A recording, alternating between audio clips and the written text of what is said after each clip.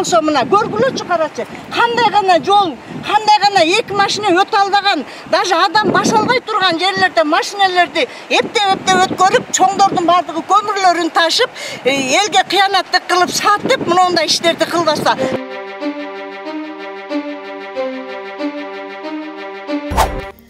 14 сентябрда Ноокат районунун Күндүдөбү айылындагы уна кырсыктан улам дарыяга кулаган. Хундай портердеги эки адамды издөө иштери улантылып жатат. Турмуш басылмасынын аймактык кабарчысы кырсык болгон жерге барып, окуянын чоо жайын такташтырды.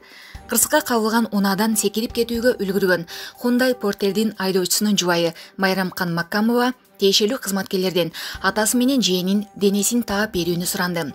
Буга чейин өзгөчө кырдаалдар министрлиги Ноокат районунун Күндүдөбү айылындагы Хундай портер үлгүсүндөгү уна кырсыкка кабылып, дарыяга кулап кеткенин кабарлаган. Кийинчерээк өздүк булактар сууга кулагандардын ысымдары такталгандыгын кабарлашкан. Маалым болгондой, Хундай портер менен оор жүк ташуучу Хова үлгүсүндөгү уна кагышып, Хундай портер сууга кулап кеткен. Суудан изделип жаткан Араван районунун 1954-жылы туулган тургуну кудасы Рустамбек Султанов социалдык тармактагы бир акчасына эки унанын кагышуусунан кийин Ховонун айдоочусу жардам бербей качып кеткени тууралуу жазып чыккан. 16 сентябрь күнү Ош облустук ички иштер башкармалыгынын басма сөз катчысы Жеңишбек Ашырбаев Хова үлгүсүндөгү унанын айдоочусу качпагандыгын кабарлаган болчу. Булак турмуш KG сайты. Sizin жогот элегимде аркаман портер түштү деп атат. Мен оюм боюнча бул лобовой ыргыганда менин атам менен бүкөн секирип түшкөндө жергече. Бул бала жок кыла берди бул атам менен баланычы. Кызуу экен деп мына менде азыр даана тактамалары бар, сүрөттөрү бар. Мен ошо Папандын центринде милициянын алдында Хованы мен барып сүрөткө тарттым. Хованын как раз мынабы акамы урган жагы, мынаны сүрүп түшүргөн жагы ирейип турат. Мындай болбош керек эле да. Менин акамчы, менин акам көрүнбөй турат. Атиги менин атамдын токтогон жери өзү негизи мына бурун болгон. Менин билишимче. Себеби она лобовойду тарттым. Мына лобовой ыргып кеткен, лобовой жатат. Атамдын ушундай сүрүп алып келип туруп түшүргөн да. Сүрүп алып келип туруп түшүргөн. Мына мынерден атамдын токтогон жери өзү мынер. Мына лобовой себеби каттуу келип удар менен уруп лобовойду ыргыта коюп туруп, аркага менин күнөм айтышы боюнча сүрүп алып келип туруп түшүргөн да. Чындыгында өзү, эгерде өзү түшүп кеткен болсо, лобовой бул жерде калмак эмес да. Түшүнүп турасың. Келип Хова келип туруп, портерди сүзгөндө лобовой ыргып кеткен. Эшик ачылып кетип, тиги бала түшүп кетип аман калган. Бер көккө түшө албай калып, суу агызып мына портерди тартыңыз мынакей. Жерде жатат портер. Портер биз 20 метрдей агып барган да.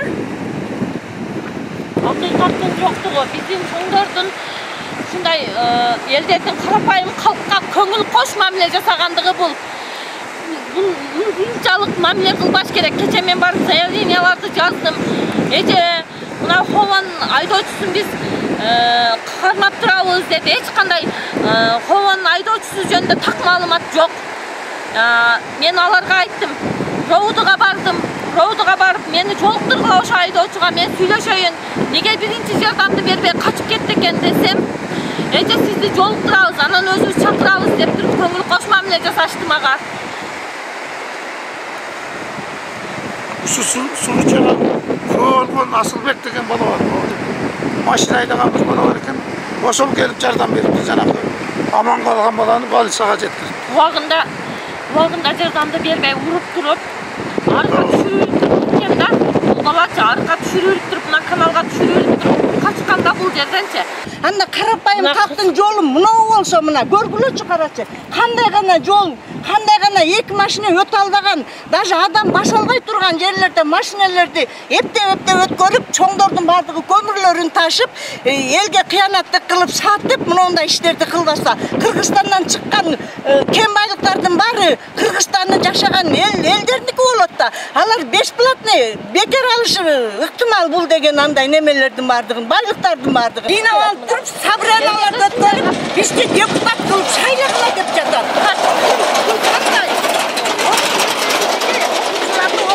ошол ишти жакшат булар. Суранып, жардам сурамдын себеби, суроомдун себеби азыркы күнгө чейин атамдын жансыз денесиби же барбы жокпу билинбейт да табышмак. Инимдин дагы денеси жок. Мага азыр эң биринчи мага атамдын денеси табылыш керек. Ушул күнгө чейин ошол баягы уруп кеткен Хова автоунаасынын КамАЗынын айдоочусунун үйүндөгүлөр, үй бүлөсү ушул күнгө чейин биздин үй бүлөнүн астына келген жок да. Келип мындай эжелер ушундай болуп калды деп бизге көңүл айтып, мындай кылыш керек эле да. Бул айып ошол жакта болгондон кийин ушул күнгө чейин жок. Келиш керек эле. Бул чоңдор эмнени карап атат? Толук эле элдер шайлоо менен эле ора болуп атабы билбеймин. Көңүл кошмам эле да. Портерде 3 киши беле?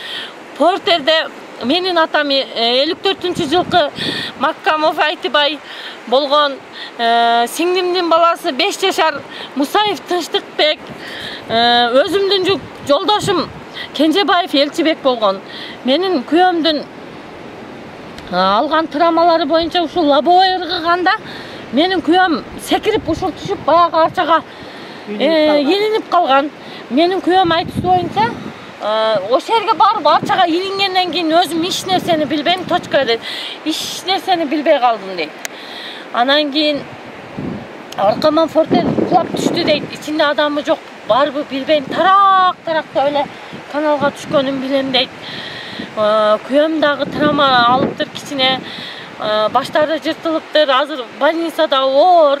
Бар жокторуна айнектер кирилген. Аны ушул мынау Папанайыл өкмөтү экен, Асылбек деген ака жолдон өтүп баратып, эс үчүн жоготкон мезгилде таап, анан областной больницага салган. Областной больницада апарып, биринчи тез жардамды баштарын тигип, жардам көрсөтүшкөн.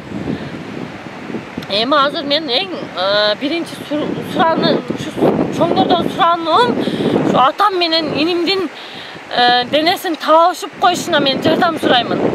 Алар каяктан кайтып аткан эле? Алар биздин малдарыбыз тоодо болчу. Кайсы айылда? Ошол мына Кичи Алайда болуш керек эле. Кичи Алай точно так билбейт экенмин, ушу бульвардан малчы, Дурус деген малчы алып кеткен болчу. 2 күндөн бери аябай телефон чалып, малыңызды алып кетиңиз ака дегенден мен атамды звонок кылып, заказ кылып алып келген эле да. Ошо алып келгенде атамдар бара жатканда ушул Хова КамАЗ унаасын башкарган жаш бала экен, 20 жаштагы бала экен. Бул окубай алдыбы праваны же билбейм да. Мындай жолдо менин жолдошумдун айтуусу боюнча эки тарапка тең айдап жолду бошотпой келаткан да. Же бул бала ролду башкара албай келатканбы билбеймин.